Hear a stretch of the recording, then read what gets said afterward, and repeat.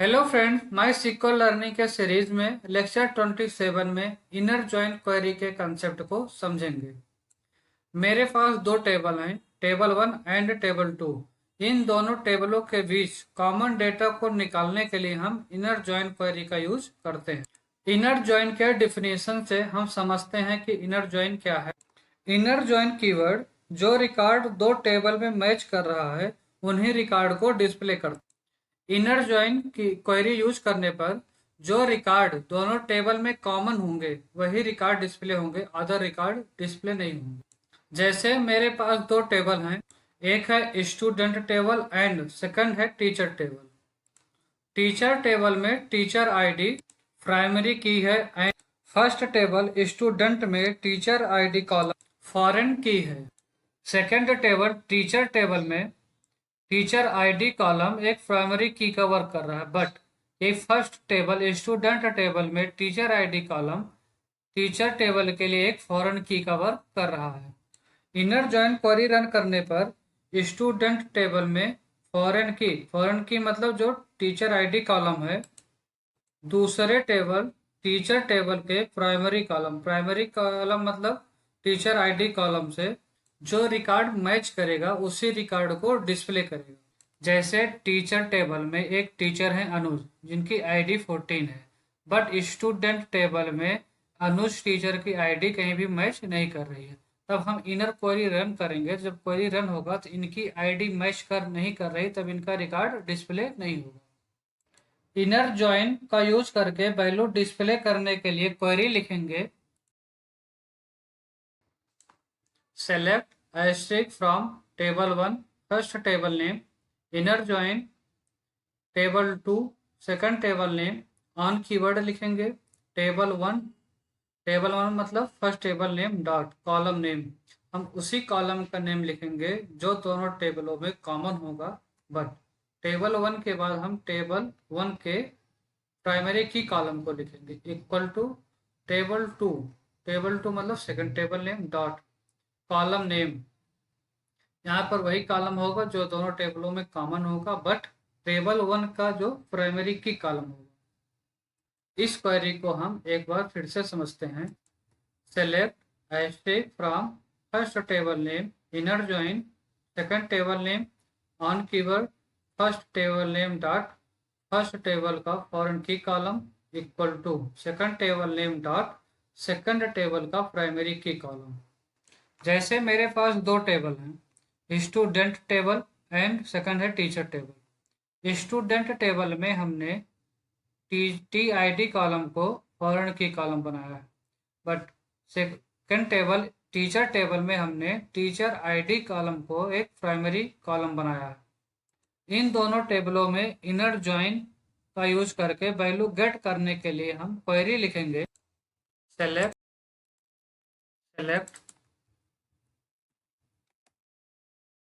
asterisk from first table name student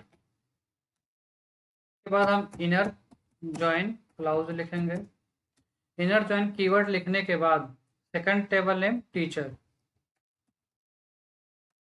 इसके बाद हम क्या लिखेंगे ऑन कीवर्ड लिखने के बाद first table name student dot हम क्या लिखेंगे फर्स्ट टेबल का फॉरेन की कॉलम को लिखेंगे। फॉरेन की कॉलम क्या है T I D equal to second table name teacher, second table dot में हम क्या लिखते हैं डॉट के बाद सेकंड टेबल का प्राइमरी की कॉलम क्या है टीचर आईडी। अब हम क्वेरी को रन करेंगे। जैसे ही हमने क्वेरी रन किया, क्वेरी रन करने के बाद वही रिकॉर्ड डिस्प्ले हो रहे हैं जो दोनों टेबलों में कॉमन थे। जैसे कि टीचर टेबल का 14th आईडी कॉलम का रिकॉर्ड स्टूडेंट टेबल में मैच नहीं कर रहा था, बाकी सारे रिकॉर्ड मैच कर रहे थे, तब ओनली 14 आईडी वाला रिकॉर्ड नहीं शो हो रहा है, बाकी अदर ऑल रिकॉर्ड डिस्प्ले हो रहे हैं। इनर जॉइन क्वेरी रन करने पर दोनों टेबलों से वही रिकॉर्ड डिस्प्ले होंगे जो दोनों टेबलों में कॉमन है। अब हम चाहें तो टेबल में एलियास क्लाउज का यूज करके वैल्यू को गेट कर सकते। जैसे स्टूडेंट टेबल का एलियास नेम यस करके एंड टीचर टेबल का एलियास नेम टी करके वैल्यू गेट करने के लिए हम क्वेरी लिखेंगे select hashtag from first table name student. हमें स्टूडेंट टेबल का एलियास नेम कैपिटल एस करना है। उसके बाद हम इनर ज्वाइन कीवर्ड लिखेंगे। इसके बाद हम सेकंड टेबल टीचर, टीचर का एलियास नेम कैपिटल टी करना है। ऑन कीवर्ड, ऑन कीवर्ड के बाद हम क्या लिखते हैं फर्स्ट टेबल। फर्स्ट टेबल का नेम हमने यहाँ पे क्या किया capital S dot first table का फॉरेन की column T I D equal to second table को हमने एलियास नेम में कन्वर्ट किया कैपिटल टी में डॉट सेकंड टेबल का प्राइमरी की कॉलम टी आई डी। अब फिर हम इस क्वेरी को रन करेंगे। जब हमने क्वेरी रन किया तब सेम वही रिजल्ट आ रहा है जो इसके पहले विदाउट एलियास नेम में कन्वर्ट किए डेटा आ रहा था। कहने का मतलब एलियास नेम यूज करने पर भी वही रिजल्ट आएगा, विदाउट एलियास नेम यूज करने पर भी वही रिजल्ट आएगा, बट एलियास नेम यूज करने से क्वेरी शॉर्ट हो जाती है। यदि हम चाहें तो कॉलम के टेबल से सभी कॉलम के रिकॉर्ड ना शो हो, ओनली सिलेक्टेड कॉलम के ही रिकॉर्ड शो हो। जैसे यहाँ पे टीचर आईडी कॉलम का रिकॉर्ड फालतू शो हो रहा है, इसका कोई यूज नहीं है।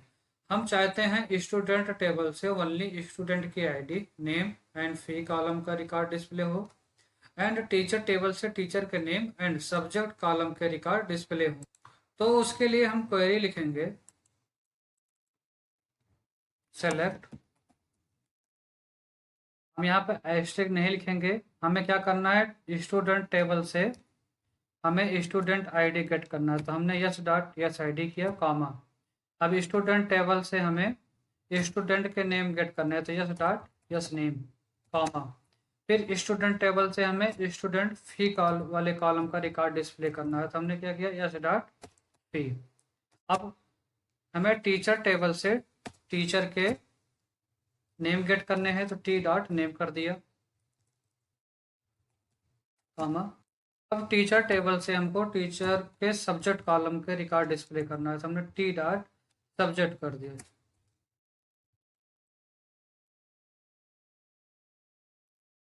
फ्रॉम लिखेंगे first table name student, student का एलियास नेम कैपिटल एस किया। फिर हम इनर ज्वाइन कीवर्ड लिखेंगे। इनर ज्वाइन कीवर्ड लिखने के बाद second table name teacher, teacher का एलियास नेम कैपिटल टी था। अब इसके बाद हम क्या लिखेंगे, इसके बाद फर्स्ट हम ऑन कीवर्ड लिखेंगे। ऑन कीवर्ड के बाद यस डॉट, यस डॉट क्या है, यस है हमारे फर्स्ट टेबल का एलियास नेम डॉट, डॉट के बाद हम क्या करेंगे फर्स्ट टेबल का फॉरेन की कॉलम, फॉरेन की कॉलम क्या है यहाँ पे T I D equal to second table name T. इसके सेकंड टेबल का कौन सा कॉलम लिखेंगे, सेकंड टेबल का प्राइमरी की कॉलम लिखेंगे। अब हम क्वेरी को रन कर देंगे। हमने क्वेरी को रन किया, क्वेरी रन होने के बाद स्टूडेंट टेबल से ओनली स्टूडेंट की आईडी नेम फिर कॉलम के रिकॉर्ड डिस्प्ले हो रहे हैं, एंड टीचर टेबल से ओनली टीचर के नेम एंड सब्जेक्ट कॉलम के ही रिकॉर्ड डिस्प्ले हो रहे हैं। एक बार फिर से हम इस क्वेरी को समझ लेते हैं। सेलेक्ट क्लाउज के बाद हम उस कॉलम का नेम लिखते हैं जिस कॉलम से हमें वैल्यू गेट करना है। तब हमें स्टूडेंट टेबल से स्टूडेंट के ID name and fee column से वैल्यू गेट करना था, एंड टीचर टेबल से टीचर के नेम एंड सब्जेक्ट कॉलम से वैल्यू गेट करना था। तब हमने क्या लिखा, सेलेक्ट स्टूडेंट टेबल में स्टूडेंट के ID column name name and fee, but उसके पहले हमने लिखा था स्टूडेंट टेबल का एलियास नेम। उस एलियास नेम लिखने के बाद हमने डॉट लिखा, डॉट के बाद हम टेबल का कॉलम, टेबल में कॉलम नेम लिखेंगे। वैसे ही हम सेकंड टेबल का एलियास नेम लिखे। एलियास नेम लिखने के बाद सेकंड टेबल से हमें जिस कॉलम से वैल्यू गेट करना था उस कॉलम का नेम लिखे। फ्रॉम फर्स्ट टेबल लिखने के बाद हम फर्स्ट टेबल के नेम को एलियास नेम में कन्वर्ट किए। इनर ज्वाइन लिखने के बाद सेकंड टेबल का एलियास नेम। ऑन कीवर्ड लिखने के बाद फर्स्ट टेबल का name alias name dot first table से फॉरेन की column equal to second table का alias name dot second table का प्राइमरी की कॉलम। इस क्वेरी को रन करने के बाद हमें इनर जॉइन क्वेरी से जो रिकॉर्ड हम गेट करना चाहते हैं वही ही रिकॉर्ड हमको मिलेगा।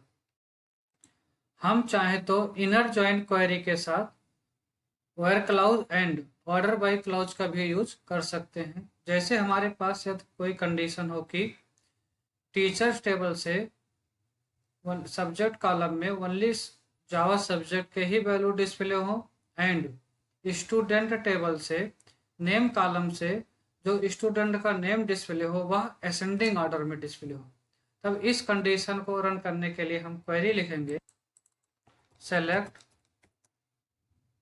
Yes dot S id S dot name comma S dot fee. Teacher table में लिखें टी डॉट टीचर का name comma T dot subject from student table name alias name S inner join second table name teacher teacher का alias name capital T on S dot T I teacher ID column name equal to second table alias name dot second table की primary की column T I D.